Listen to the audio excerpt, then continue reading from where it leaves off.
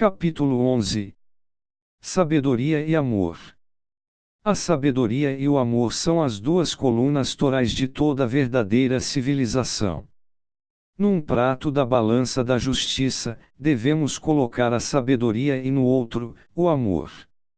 A sabedoria e o amor devem equilibrar-se mutuamente. Sabedoria sem amor é um elemento destrutivo, amor sem sabedoria pode nos conduzir ao erro. Amor é lei, porém amor consciente.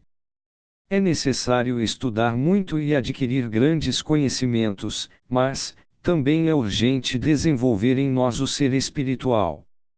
O conhecimento, sem o ser espiritual bem desenvolvido em forma harmoniosa dentro de nós, vem a ser a causa disso que se chama velhacaria. O ser bem desenvolvido dentro de nós, mas sem conhecimentos intelectuais, dá origem aos santos estúpidos.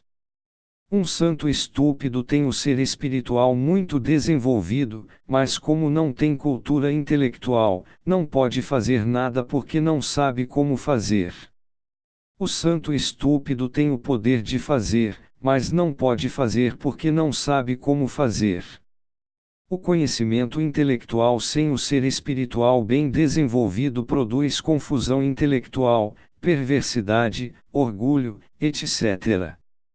Durante a Segunda Guerra Mundial, milhares de cientistas, desprovidos de qualquer sentimento espiritual, em nome da ciência e do bem-estar da humanidade, cometeram crimes espantosos com o propósito de fazer experiências científicas.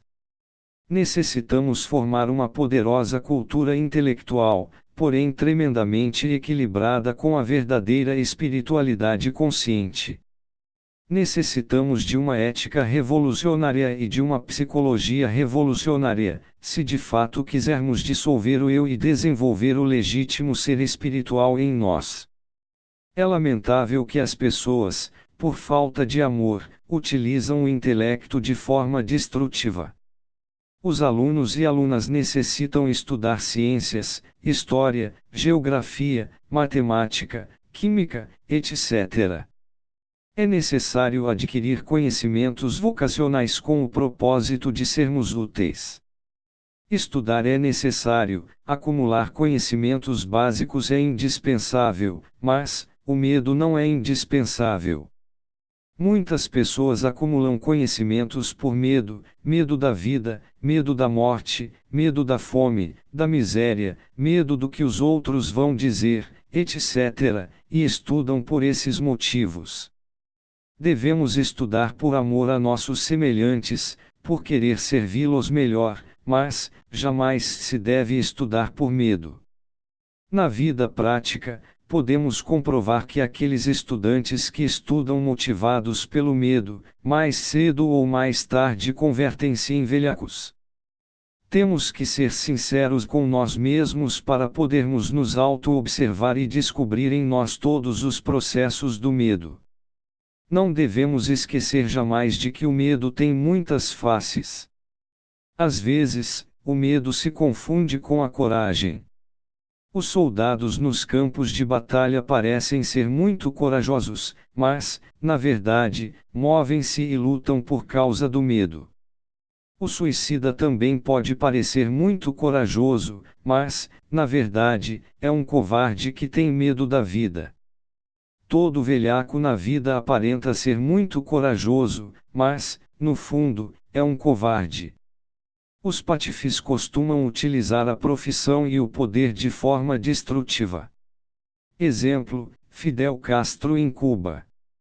Jamais nos pronunciaríamos contra a experiência da vida prática nem contra o cultivo do intelecto, mas condenamos a falta de amor.